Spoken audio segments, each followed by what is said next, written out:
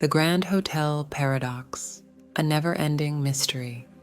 Imagine a hotel with an infinite number of rooms, all of which are occupied. Now, what happens if a new guest arrives? Can the hotel accommodate them? This is the essence of the Grand Hotel Paradox, a fascinating thought experiment that challenges our understanding of infinity and forces us to rethink the limits of possibility. At first glance, the idea seems absurd. If every room is already occupied, how can there be space for one more? But the Grand Hotel Paradox, introduced by mathematician David Hilbert, reveals the strange and counterintuitive nature of infinity. Unlike finite systems, infinity operates by its own set of rules, and this paradox is a perfect example of how those rules defy our everyday logic. Here's how it works. In an infinite hotel, even if every room is full, you can still make space for a new guest. How? By simply asking each guest to move to the room next door. The guest in room 1 moves to room 2, the guest in room 2 moves to room 3, and so on. This creates an empty room 1 for the new arrival. But the paradox doesn't stop there. What if an infinite number of new guests arrive? Can the hotel still accommodate them? Surprisingly, yes. By shifting each current guest to a room with a number double their current room number, room 1 moves to room 2, room 2 moves to room 4, room 3 moves to room 6, and so on. All the odd-numbered rooms become available. Since there are infinitely many odd-numbered rooms, an infinite number of new guests can be accommodated. The Grand Hotel Paradox isn't just a playful exercise in imagination, it's a profound exploration of infinity. It shows us that infinity isn't just a really big number. It's a concept that behaves in ways that are entirely different from anything we experience in the finite world. This paradox also has real-world implications, particularly in mathematics and physics. For example, it helps us understand the behavior of infinite sets, which are crucial in fields like calculus and quantum mechanics. It also challenges us to think beyond the limitations of finite systems and consider the possibilities that arise when boundaries are removed. But perhaps the most intriguing aspect of the Grand Hotel Paradox is what it teaches us about perspective. It forces us to question our assumptions about space, capacity, and even reality itself. In a finite world, we're used to thinking in terms of limits. There's only so much space, so much time, so many resources. But infinity reminds us that some systems operate beyond those limits, opening up possibilities that seem impossible at first glance. So, the next time you're faced with a problem that seems unsolvable, remember the Grand Hotel Paradox. It's a reminder that sometimes the rules we think are fixed can be bent, reshaped, or even broken. And in the infinite realm of ideas, there's always room for one more. The stability-instability paradox, when peace breeds conflict. The more secure you try to make things, the more dangerous they become. It sounds counterintuitive, doesn't it? But this is the essence of the stability-instability paradox, a concept rooted in political science and international relations. It reveals how attempts to maintain peace and stability can paradoxically increase the likelihood of conflict. This paradox emerged during the Cold War, a period defined by the tension between two nuclear superpowers, the United States and the Soviet Union.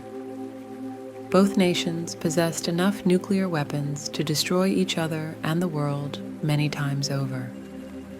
This concept of mutually assured destruction created what seemed like an ironic form of peace.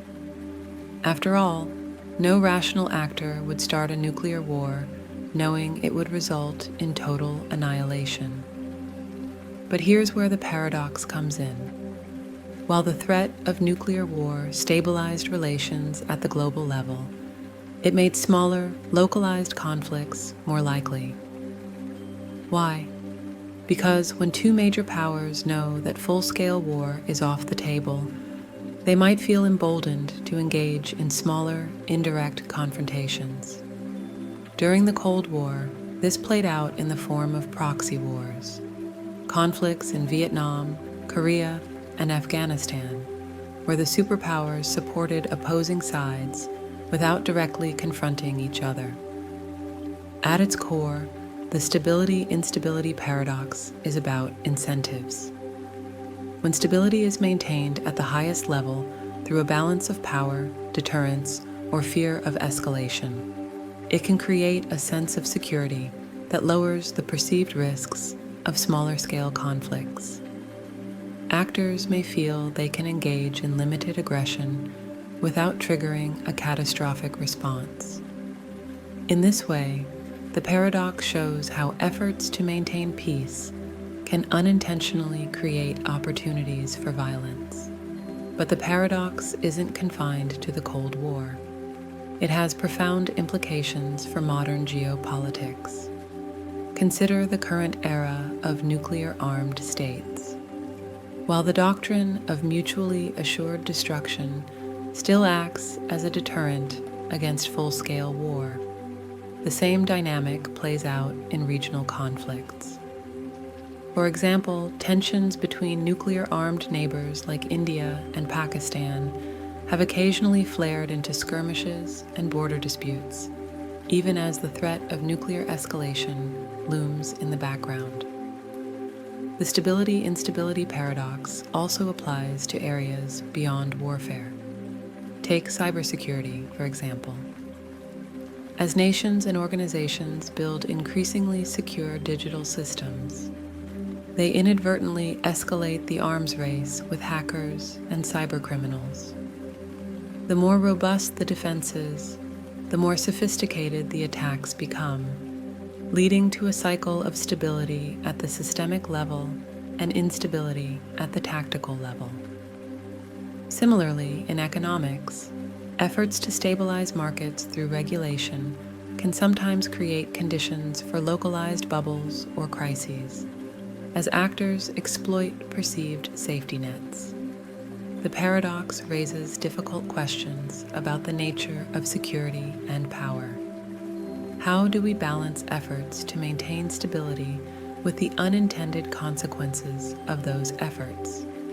Is it possible to create a system that is both secure and flexible without encouraging the kind of instability the paradox describes? These questions have no easy answers, but they highlight the importance of thinking critically about the ripple effects of our actions.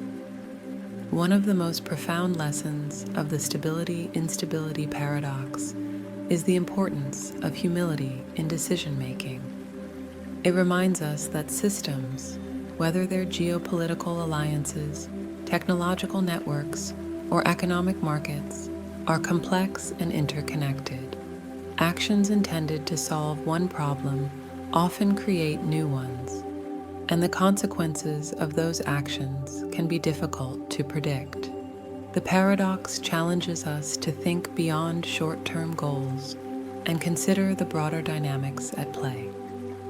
It also underscores the need for communication and trust in the context of international relations. Transparency and dialogue can help mitigate the risks of miscalculation. When actors understand each other's intentions and capabilities, they're less likely to stumble into conflicts that could spiral out of control. The stability-instability paradox shows us the dangers of assuming that stability is self-sustaining. It requires constant effort, cooperation, and vigilance. But perhaps the most unsettling aspect of the paradox is its persistence. As long as there are imbalances of power or competing interests, the dynamics it describes will continue to shape our world. The paradox forces us to confront the uncomfortable reality that peace is fragile and often paradoxical in nature. It's not simply the absence of conflict. It's a delicate equilibrium that can tip into instability when pushed too far. So, what can we learn from the stability-instability paradox?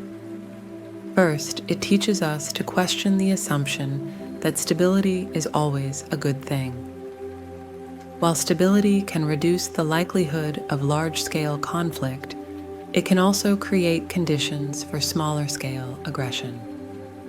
Second, it challenges us to think critically about the unintended consequences of our actions, particularly in complex systems. And finally, it reminds us that true security requires more than deterrence. It requires understanding, adaptability, and a willingness to engage with uncertainty. In the end, the stability-instability paradox isn't just a concept from international relations. It's a lens for understanding the complexities of human behavior, systems, and relationships. It challenges us to navigate the fine line between peace and conflict, stability and chaos, and to recognize that the answers to these challenges are rarely simple. And perhaps that's the paradox's greatest lesson, that the pursuit of stability is itself a dynamic, ever-evolving process, one that requires constant reflection, humility, and care. The hedonism paradox, the elusive pursuit of happiness. What if the harder you chase happiness, the further away it gets? This is the hedonism paradox, a fascinating and counterintuitive concept that challenges our most basic assumptions about pleasure, happiness, and the pursuit of a meaningful life. At its core, the paradox reveals a strange truth. When you make pleasure your ultimate goal, it often eludes you. But why does this happen? And what does it teach us about the nature of happiness? Let's start by unpacking what hedonism means. Hedonism is the philosophical idea that pleasure is the highest good, the ultimate purpose of life. On the surface, it seems logical. After all, who doesn't want to be happy? Whether it's enjoying a delicious meal, listening to beautiful music, or spending time with loved ones, pleasure is a universal human experience. Hedonism suggests that we should maximize these experiences to lead the best possible life. But the hedonism paradox turns this idea on its head. It suggests that the more you focus on pleasure as an end in itself, the harder it becomes to attain. Imagine this. You're at a party, determined to have the best time ever. You carefully plan every detail, what to wear, who to talk to, and even what you'll eat and drink. But as the night goes on, you find yourself constantly evaluating whether you're having fun. You compare your experience to others, worry that you're not doing enough, and end up feeling disappointed. The more you try to force happiness, the less you enjoy yourself. This is the hedonism paradox in action. It's not that pleasure is bad, it's that fixating on it can backfire. The paradox occurs because happiness is often a byproduct of other activities, not something you can achieve directly. When you focus too much on being happy, you become overly self-conscious and start analyzing your feelings. This self-awareness creates pressure and anxiety, making it harder to relax and enjoy the moment. In psychological terms, this is known as the paradoxical effect.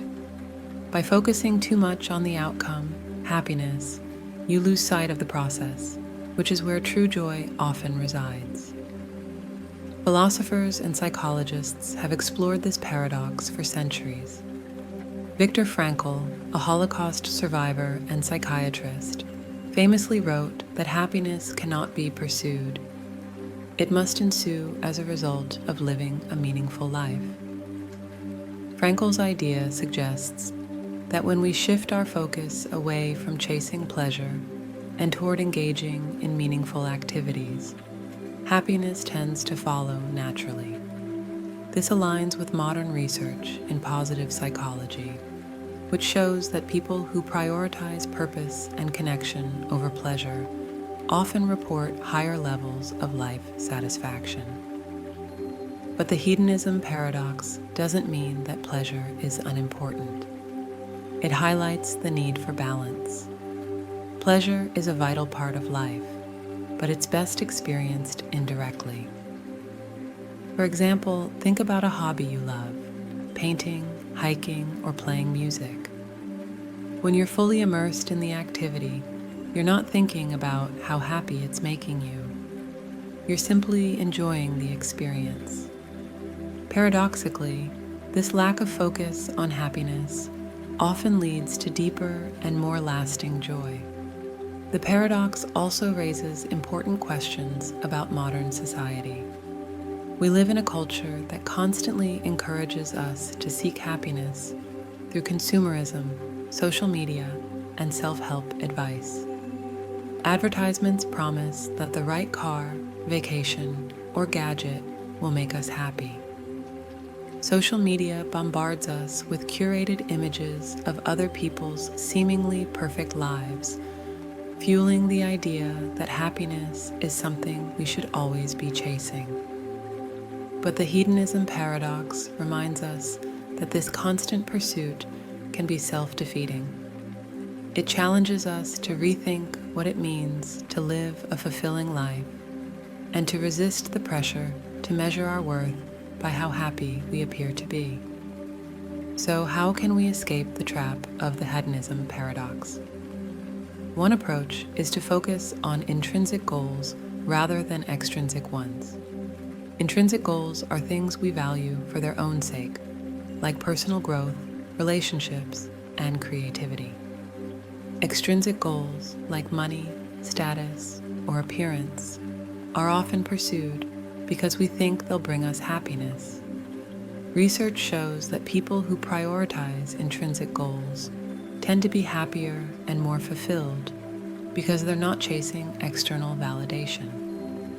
Another strategy is to cultivate mindfulness, the practice of being fully present in the moment. Mindfulness helps us let go of the constant need to evaluate our experiences and instead allows us to simply enjoy them. By focusing on what we're doing rather than how it makes us feel, we can break free from the self-consciousness that fuels the paradox. The hedonism paradox also invites us to embrace the full range of human emotions. Happiness is just one piece of the puzzle. Life is made up of highs and lows, joy and sorrow, excitement and boredom. By accepting all of these experiences as part of the human condition, we can find a deeper sense of peace and contentment. Paradoxically, when we stop trying so hard to be happy, we often find that happiness sneaks up on us when we least expect it. In the end, the hedonism paradox isn't just a puzzle about pleasure. It's a profound lesson about how to live. It teaches us that happiness isn't something we can grab or hold on to. It's something we discover in the act of living fully and authentically. It reminds us to shift our focus from chasing happiness to creating a life that's rich with meaning, connection, and purpose. So, the next time you feel the pressure to be happy, remember the lesson of the hedonism paradox. Let go of the chase, immerse yourself in the moment, and trust that joy will find you in its own time. After all, happiness is less about where you're going and more about how you're traveling. And sometimes the best way to find it is to stop searching and simply live. The Sorites paradox. When does a heap become a heap? How many grains of sand make a heap? One grain certainly isn't a heap. 2 grains aren't either.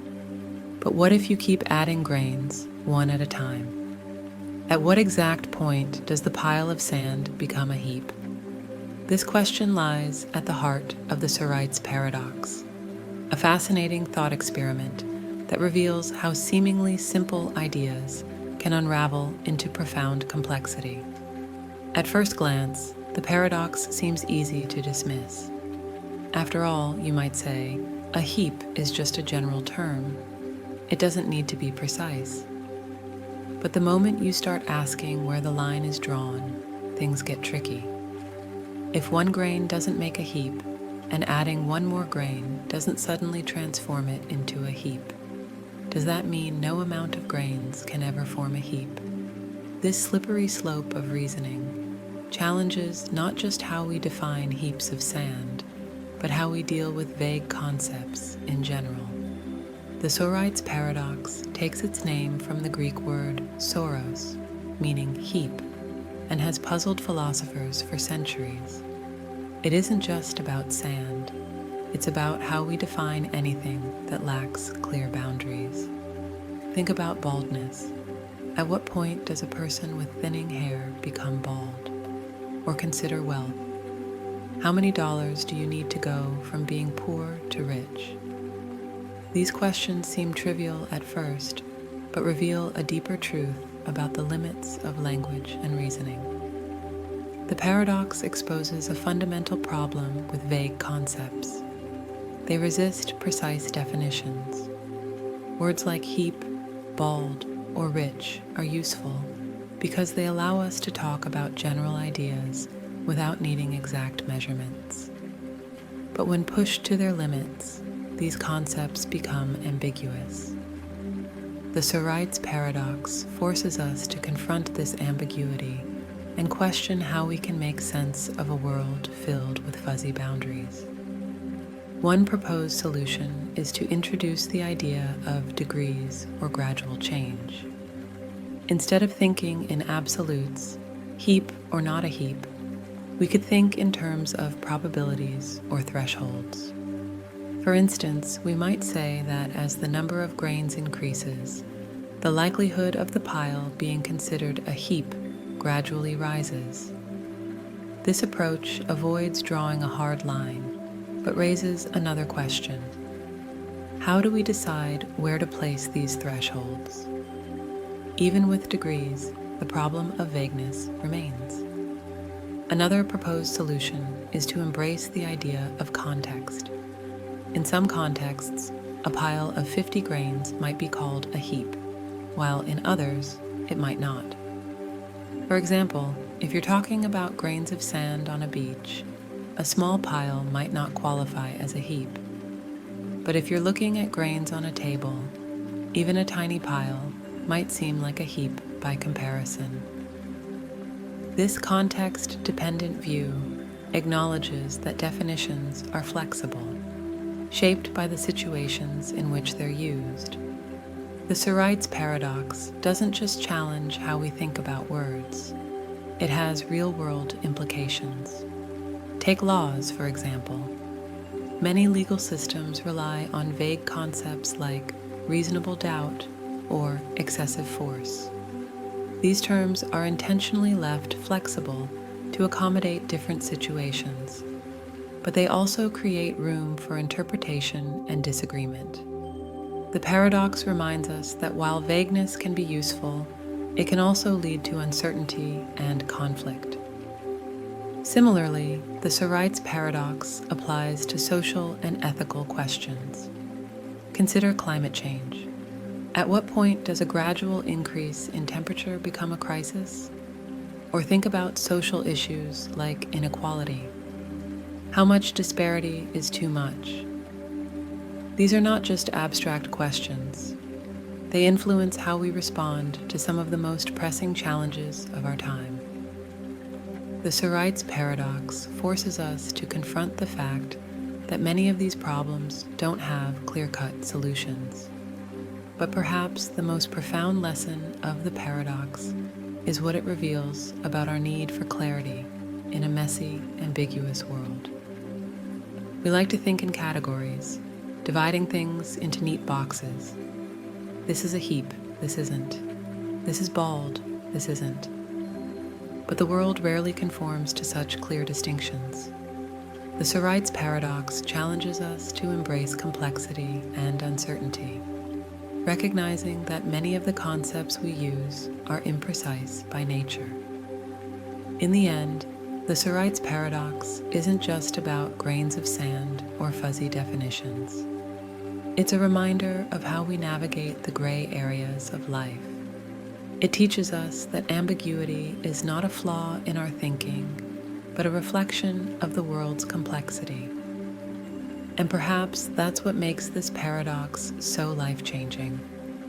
It shows us that the search for clarity often leads not to answers, but to deeper questions, pushing us to think critically about the words we use, the decisions we make, and the way we understand the world. The Bootstrap paradox. Imagine receiving a book filled with revolutionary ideas, only to discover that it was written by you, except you haven't written it yet. Now imagine you travel back in time and give this book to your younger self. Your younger self uses it to write the book in the future. The question is, where did the book actually come from? This is the Bootstrap paradox, one of the most mind-bending concepts in time travel. It's a paradox where an object or piece of information exists without any clear point of origin. It loops endlessly through time, defying our understanding of cause and effect.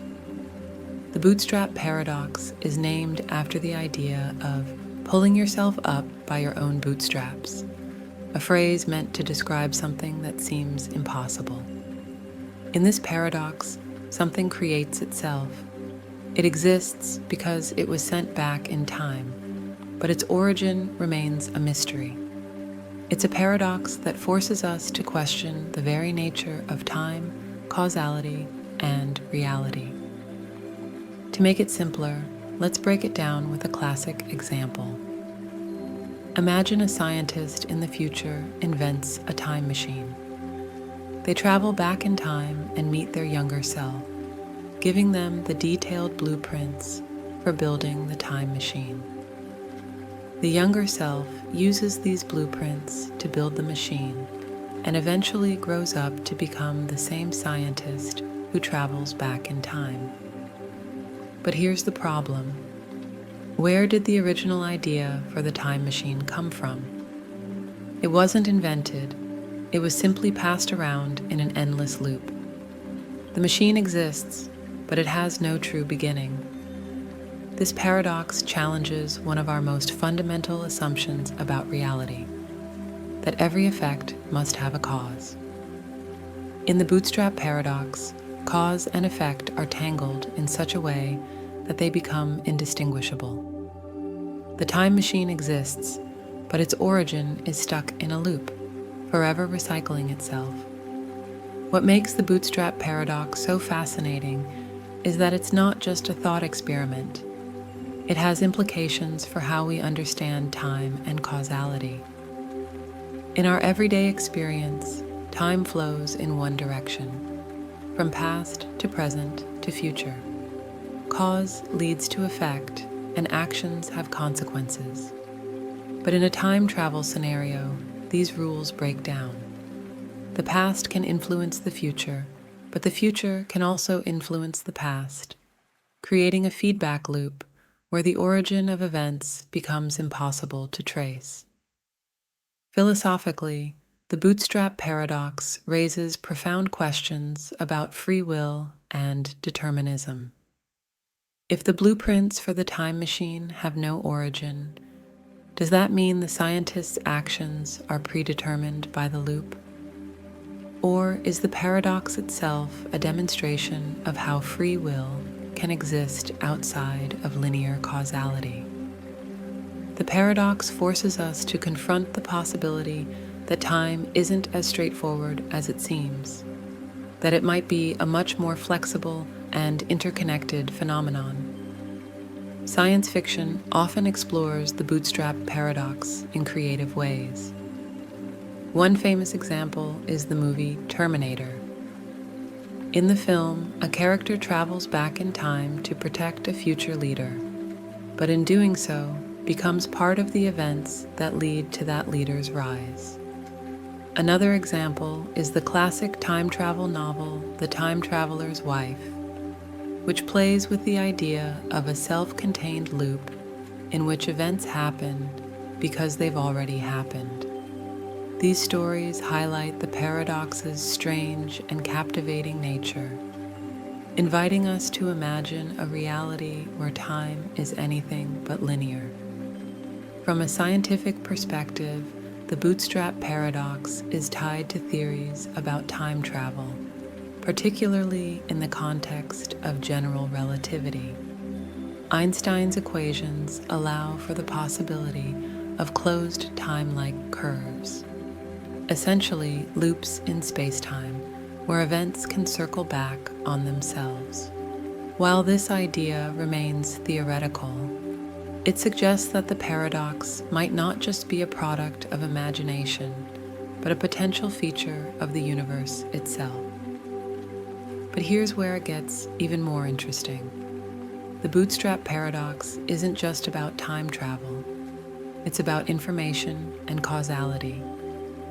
Imagine a piece of information, like a scientific formula or a historical event, that exists solely because it was sent back in time. Who created it? If the information has no origin, does it really exist? This idea challenges our understanding of knowledge and creation, blurring the lines between what is real and what is merely a product of the loop. The bootstrap paradox also has profound implications for how we think about the universe as a whole. If time can loop back on itself, it raises the possibility that the universe itself might be a self-contained system with no clear beginning or end. In this view, the Big Bang might not be the start of everything, but just one part of a larger cyclical process. The paradox forces us to question whether anything truly has an origin or if everything is part of an interconnected web of cause and effect. So, is the bootstrap paradox solvable? Not within the framework of linear time and causality as we currently understand them. The paradox exists precisely because it defies resolution, challenging us to think beyond our normal assumptions about time and logic. It's not a problem to be solved, but a question to be explored, a doorway into a deeper understanding of the mysteries of time, causality, and existence. The bootstrap paradox reminds us that the universe is far stranger and more complex than we often realize. It invites us to imagine realities where beginnings and endings blur, where cause and effect intertwine, and where time itself bends in ways that defy comprehension. And perhaps that's the most profound lesson of the paradox, that even in a world bound by logic and rules, there will always be mysteries that leave us wondering, paradoxes that push us to question, to explore, and to dream.